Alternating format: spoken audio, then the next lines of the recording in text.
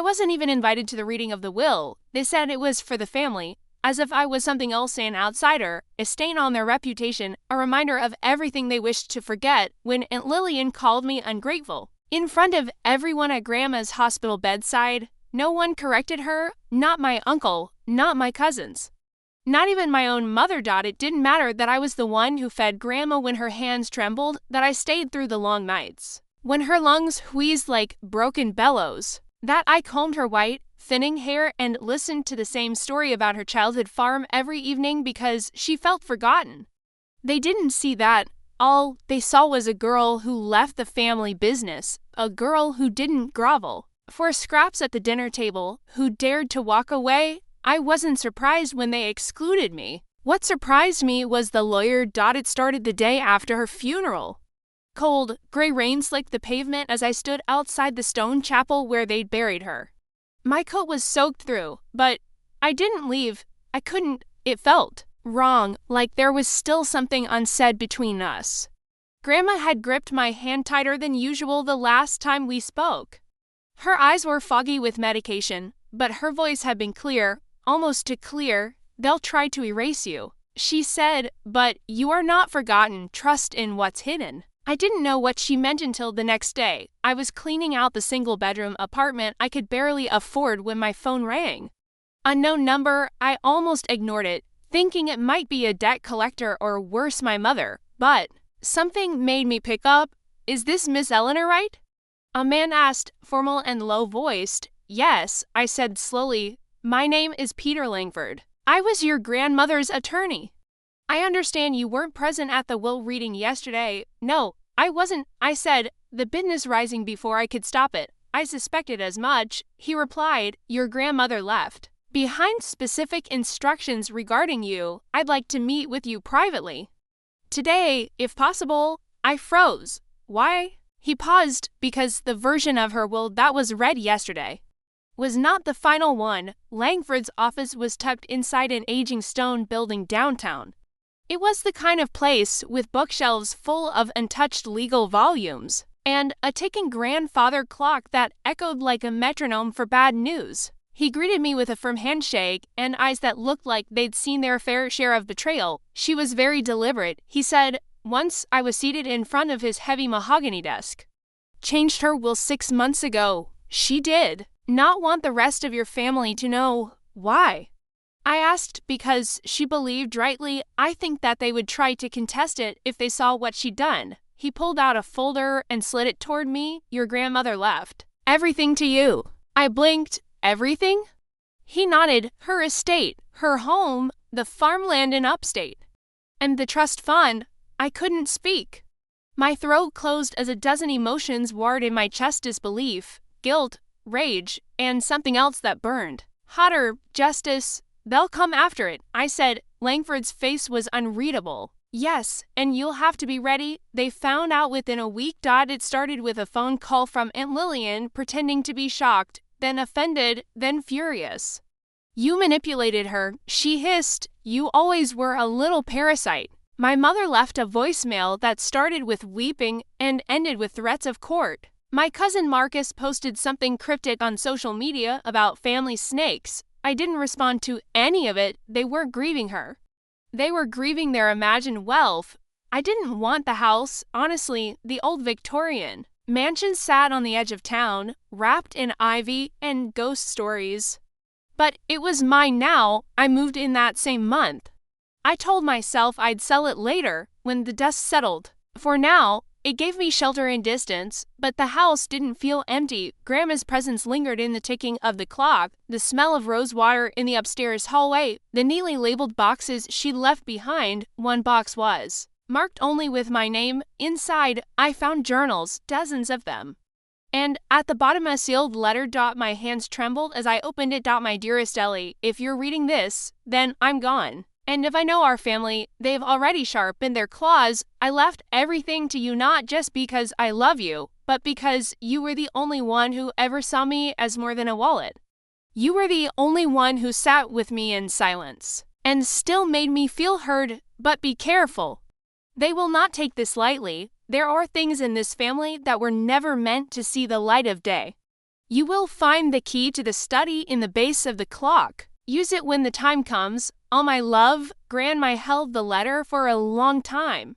The study had been locked for as long as I could remember. Even as a child, I'd never seen her go in. I thought it was just for storage, but now, with the key heavy in my palm, I wondered what secrets she had kept hidden. That night, I unlocked the study. Dust floated in the slanted light as I stepped inside. The air smelled of cedar and old paper. A large desk dominated the room, and on it sat a leather-bound ledger. It wasn't money. It was names, dates, transactions, all tied to my family, bribes, laundered donations, hidden accounts offshore. My grandfather, who died decades ago, had been the architect of a quiet fortune built on quietly corrupt deals. Grandma had kept record of all of it, every shady contract, every payoff. And she hadn't destroyed it, she'd saved it for me. The implications hit me like ice water. They didn't just want the inheritance. They needed it to cover up what they'd been hiding. 3 days later, Uncle Gerald showed up at the front gate. I didn't answer the buzzer. I watched from the upstairs window as he paced the driveway like a valve sending blood. Eleanor, he shouted, voice booming. We need to talk. The gate remained closed. He kicked the metal and stormed off, but I knew he'd be back. That night, I started making copies of the ledger. I scanned every page. I uploaded them to an encrypted drive. I wasn't sure yet what I'd do, but I knew I had power, and I would not let them bury me again. The first lawsuit came 2 weeks later. They claimed I'd manipulated Grandma, that I had taken advantage of an old woman in declining health. The irony stung. None of them had visited her in months, but I expected this. Langford was ready. What they didn't expect was my counterclaim. With Langford's help, I filed an injunction, one that included evidence of financial coercion and undue pressure they had placed on Grandma before she changed her will, emails, voicemails, things she had secretly documented. The case grew teeth. And then I played my hand. I sent them a copy of a single page from the ledger. No threats. No demands. Just a silent message. I know what you've done. Aunt Lillian's tone changed. Immediately, she called again, her voice honeyed, slippery. Ellie, darling, let's not let lawyers divide us. We're family. Why don't we talk this over? Just you and me. I almost laughed, but I didn't. Instead, I invited her over. She came in pearls and perfume, pretending to be warm. I served her tea, just like Grandma used to do, and listened as she spun stories of misunderstanding, of how none of this was personal, of how she just wanted what was fair. Then, I showed her the photo was tucked behind the last page of the journal. It was old, the edges curled and brown, but the faces were clear. My father, standing with Uncle Gerald and Aunt Lillian, smiling uneasily beside a luxury sedan. The date scrawled on the back matched the year he died. Something in my gut twisted. I stared at the photo for a long time, memorizing the tilt of their heads, the glint of sun off the car's chrome grille, and the shape of my father's smile. It wasn't real, not like I remembered it. It was forced, thin, like someone holding their breath. Grandma's note echoed in my mind. The real secret is not the money. It's what they did to your father. I had always believed it was an accident, a tragic crash, but now doubt seeped in like ink in water. That night, I drove out to the old storage unit Grandma had rented. The key had been buried beneath a drawer in the study, taped to a photo of me as a baby, smiling in my father's arms. The air in the storage unit was thick with dust and age. Boxes were stacked high, labeled in Grandma's unmistakable script. Legal correspondence, health records, accident report. I opened the last one first. The police report on the crash was short. Too short. It cited mechanical failure, brake fluid leakage. But it didn't mention that the car had been serviced 2 days prior. It didn't mention the call my father made to the family that morning, or the argument. I found the call logs. Next, printed and annotated. Grandma had accessed them through an old contact in law enforcement. One call, made at 7:13 a.m., stood out, a call from my father to Uncle Gerald. Just 30 minutes before the crash, I kept reading. Hidden beneath layers of notes was a signed affidavit from a former mechanic who had worked for the family business, a man named Carl Jensen. His handwriting was shaking, almost illegible in places. But one sentence stood out in bold, deliberate script. I was told to disable the brake lines. Gerald said it was a precaution. I didn't know someone would die. I dropped the page. My hands were cold. They killed him, or at the very least, they let him die. The rage that rose in me wasn't sharp. It was cold, focused. It settled over me like armor. They had stolen my father.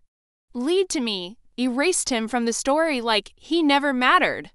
And now they dared to call me ungrateful. They had no idea what was coming. I made copies of everything, every affidavit, every report, every photo. I organized it into folders, labeled, and sorted with quiet precision. I backed it all up to multiple cloud drives and scheduled a dead man's switch if anything happened to me. It would all be released then. I invited the family over. I sent the invitations as if it were a casual gathering and a state update. I called it neutral, non-threatening, bait. They all came. Of course they did, and Lillian in her pearls, face stiff with suspicion.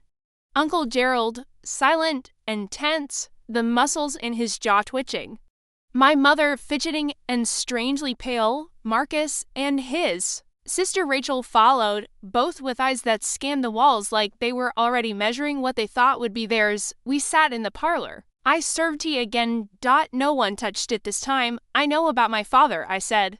My voice was quiet. Too quiet. The room still. Uncle Gerald leaned forward. What are you talking about? The mechanic, Carl Jensen, your call logs, though, affidavit, and Lillian's hand trembled slightly. She set her teacup down with a faint clink. I have the documents, I continued.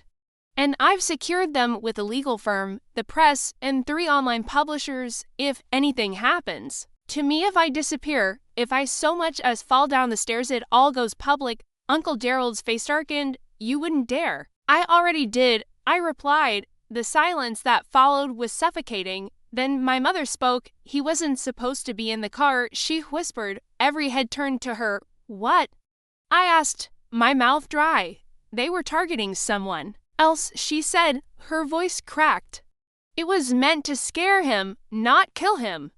But he left earlier than expected, took a different route. She looked at me, tears in her eyes, but I saw no remorse, only fear. You knew, I said, barely able to breathe. She nodded. I turned to the rest of them. You all knew. No one denied it. That night, I released part of the story anonymously. I didn't mention names, just enough to make it clear the evidence existed. Enough to rattle cages. Within days, it made ripples in small legal circles. A blog picked it up, then a podcaster. Then a local journalist. Rumors began to swell. The Wright family's name, once associated with generational wealth and prestige, began to sour. Uncle Gerald resigned from 2 boards. Aunt Lillian canceled her annual charity gala. Marcus deleted all his social media accounts. I wasn't done. I filed a wrongful death petition through Langford with the evidence Grandma had gathered and a former mechanic willing to testify under immunity. The doll launched a quiet inquiry. They tried to settle, offered me more money than I'd ever seen in my life, but I didn't want their money. I wanted their names. I wanted their shame. In the weeks that followed, reporters began calling. Quiet questions turned into louder ones. Old allies of the family stepped back one by one, afraid of being pulled into the whirlpool. I stayed quiet. Strategic. Langford advised me to wait. The DAS office sent me a sealed envelope after their internal review. Inside was a statement. They were opening a formal investigation into Gerald Wright and affiliates for conspiracy to commit vehicular sabotage resulting in death. I sat alone in Grandma's study, clutching the envelope, breathing hard. Somewhere deep inside, I felt her with me. You did what I couldn't. She had written once. Yes, and I would keep going. The house, once a place of mourning, became a fortress. I kept the journals, the files, the letters, all of it, and I began writing my own story, not because I needed the world to know every detail, but because I refused to let them write me out again. I wasn't the ungrateful one. I was the witness. The survivor, the heir to a truth too long buried. And now, I was the reckoning.